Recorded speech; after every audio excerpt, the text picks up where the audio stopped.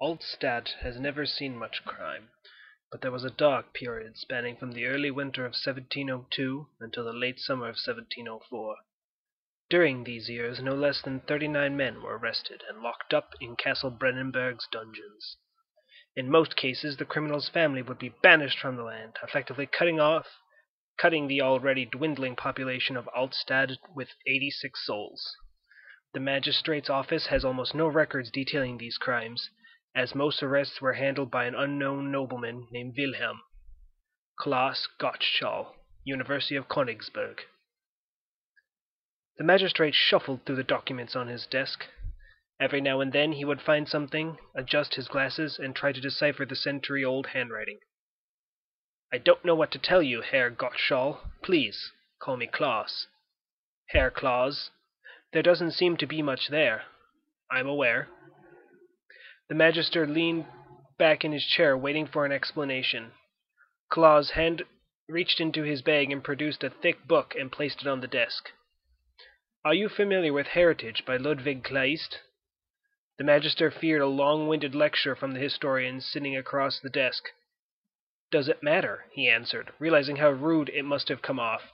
Klaus looked confused. "Can I get you a drink?" continued the magister, hoping he could redeem himself. He quickly got up and headed over to a cabinet and fetched two glasses and a bottle of liquor. "Thank you. It's just that Herr Kleist has done the most thorough investigation into the fate of the house of Gerich," explained Klaus. "Who?" The magister began to pour the spirits. "Wilhelm, the vigilant, was from the house of Gerich." "Ah, of course," said the magister, still confused. "I want to pick up where he left off." "I see. Where exactly would that be?" "The book doesn't really reveal what happened to Wilhelm. It only briefly touches on a few of the cases he worked on during his time in Altstadt. I will try to find out what happened to him." They both raised their glasses and nodded in a silent cheers. "Fair enough. What can the magistrate's office help you with?" "Two things. I would like to know if there is anything which supports the claim that Wilhelm was working for the Baron of Brennenberg in order to quell the rise of crime." Wilhelm remained unknown by most, and Kleist argues that he might have been working for the Baron to gain influence in higher circles. "Well, that I can tell you by simply looking at the wall." The magister stood up and gestured towards a wall of framed documents. "These are all the proclamations issued by the Brennenberg barony since—" The magister went in for a closer look at the document to the far left. "Since 1599, and none of them mention such a partnership." Klaus studied the handful of framed documents for a moment. "Excuse me, but it doesn't really prove that there was no deal, rather that the barony have been a quiet lot." "Not quiet, private. If there was ever such a deal, the magistrate's office wouldn't know. My point being, I cannot help you."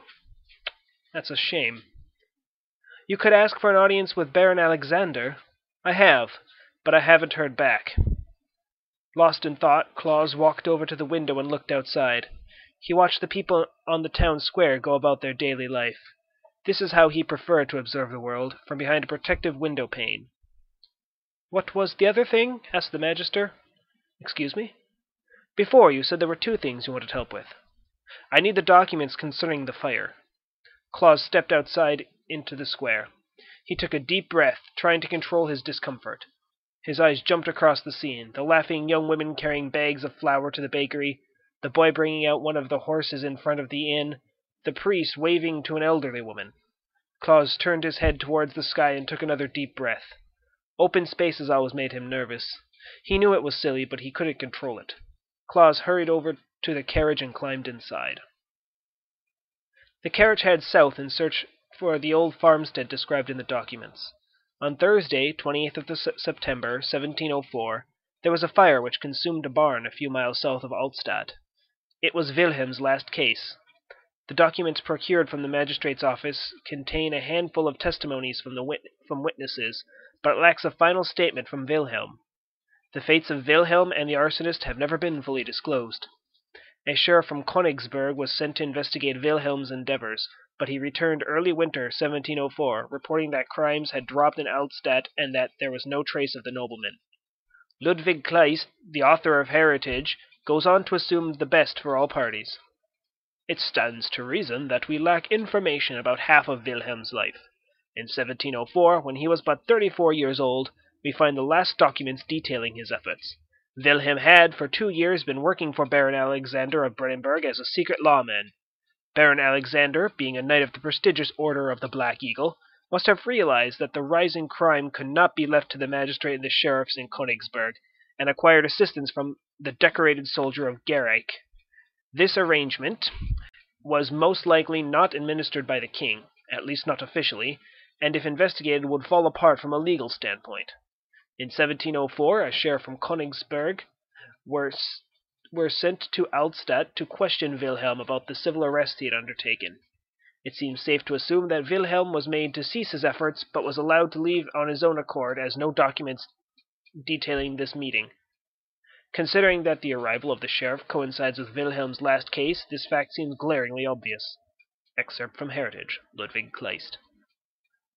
The carriage turned up a smaller dirt road. Claus couldn't read any longer as the cart started to bob from side to side. He thought about Kleist's words. He really enjoyed reading Heritage, but there was just so much speculation. "Master Gottschall, we have arrived," called the driver. Claus took a deep breath and went outside. Countrysides didn't bother him as much. As long as there weren't too many people around, he could relax. There were 2 houses, standing and one being built. One of the men working crossed the yard and approached the carriage. "Hey there! Herr Stoss?" asked Claus. "No, there is no Stoss around here. My name is Zimmermann." "I see. Do you mind if I look around? I'm from Königsberg. I'm investigating the fire." "Fire?" "Yes, in 1704 there was a large fire here." Zimmermann laughed. 1704? That's almost 70 years ago." "Yes, I'm well aware." "Of course, come." Zimmermann was holding back his laughter. "What's your name, Sheriff?" "Klaus, but I'm not a sheriff, I'm a historian." "Now that sounds about right." The site of the fire was considered too much of a hassle to clear, as it was still littered with pieces of burned wood. Zimmermann wasn't concerned, as it worked just fine as a pasture. Klaus wasn't sure what he was looking for, but was hoping he would turn up something. He looked around the grasslands, toward the forest, and back to the farmstead. The men were working on the house, while the driver had lit a pipe. "What am I doing?" he thought. He looked at the documents detailing the event again. He tried to imagine it play out in front of him. The 2 standing houses were most likely from Stoss' farm.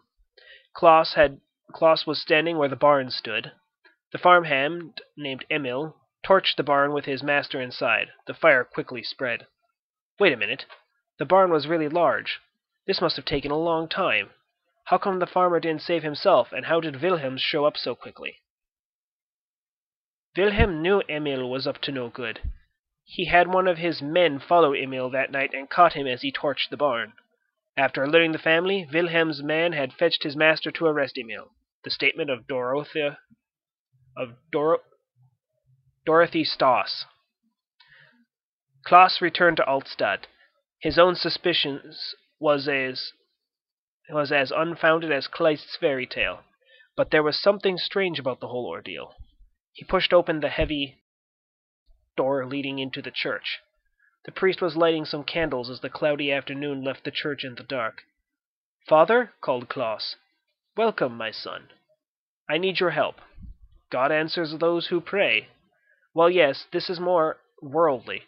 I need insight into the church records. I need to know what happened to Dorothea Strauss." "Happened to her? Whatever do you mean?" "I need to know what happened to the farm after the fire," pressed Klaus. "I'm not sure what you are talking about, but Dorothea has lived with her daughter Anna for years here at Altstadt. She passed away. Must have been 15 or 20 years ago." "Her daughter? Is she still alive?" "Dorothea's daughter Anna married into the Koch family in 1718 and moved away from the farmstead. A little more than a decade later, Dorothea moved in with Anna. The farmstead fell into disuse, and the land was left unattended for 20 years until it was sold after Dorothea's death." Klaus smiled at the treasure trove of information the church archives turned out to be. But there was still little about the actual event, or traces of Emil, the farmhand. There was only one way to go. He had to find Anna Koch and hope that she had something to say. She was 6 at the time of the fire, and with a bit of luck, the event had made an impression on her. Klaus went outside of the square. He followed the side so he didn't have to cross it. He felt enough excitement already. He didn't need another panic attack. He turned down the side street and dodged a farmer with a cart of turnips heading into town. Anna was a fairly wealthy widow, living with a maid in a modest but well-kept townhouse. Klaus straightened his jacket, brushed off dust from his sleeves, and knocked on the door. The maid opening the door was a cheerful middle-aged woman. Klaus was invited inside. "May I offer you something to drink? Are you hungry?" "Thank you, but no thank you. I was hoping to see Anna Koch." "Of course. Come this way."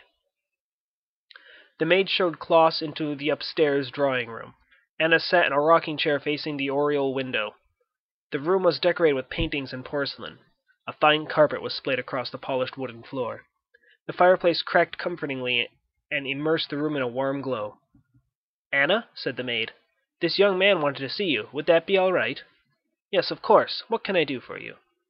"Frau Koch, my name is Klaus Gottschall. I am from the university in Königsberg. May I ask you a few questions?" "Please, have a seat." Klaus sat down in a robust chair next to her. He looked outside the window. The street outside was nothing but ordinary. One-story houses lined the opposite side of the street. A single sign belonging to the town's cobbler was the only thing breaking the monotony of the residential homes.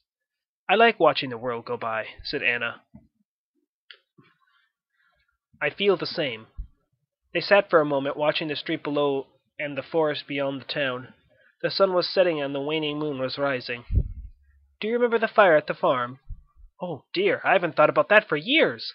"Why do you ask?" "I'm trying to find out what happened to Wilhelm and the farmhand. Emil," she jumped in. "He was such a sweet man." "Really? I'm surprised you would say that." "How so?" "He killed your father." "Don't be ridiculous." "Sometimes Emil had to sleep alone inside the barn. He was 20 years of age, but still afraid of the dark, so I would sneak him some lamp oil and he would burn it in a tin bowl. He fell asleep with the fire still burning. Later he woke up screaming his lungs out. The barn was on fire. The entire family quickly gathered in the yard, but father, being the man he was, decided he was going to save the animals inside. As you well know, he never came out. Emil was crying hysterically. I tried to comfort him, as I didn't yet realize what had happened. Later, that Wilhelm fellow arrived with his men, telling Emil that he would have to come with them. Us children were sent inside, but mother spoke to the lawman and later wrote a statement to the magister in town. Anna Koch, formerly Stas. "Whatever happened to Emil?" "Oh, I would say he was rebuked in some manner, but it was an accident and everyone knew so. I can't imagine him being punished except by his own sense of guilt." Klaus considered telling Anna about the harsh words her mother had written about Emil. They most certainly would have him sentenced to a few years in prison. What could he possibly gain from telling her, and what would she do with such information? Klaus decided to keep his words to himself. What is left, he thought. There is only one more place to go. Castle Brandenburg. As Klaus's carriage rolled through the main gate into Brandenburg's courtyard, he got a sense of abandonment.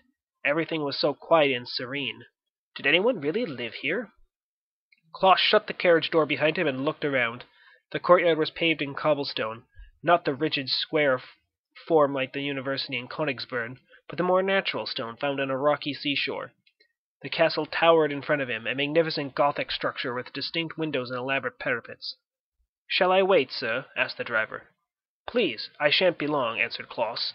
He made his way to the large gate and tapped the heavy door knocker with as much grace as he could.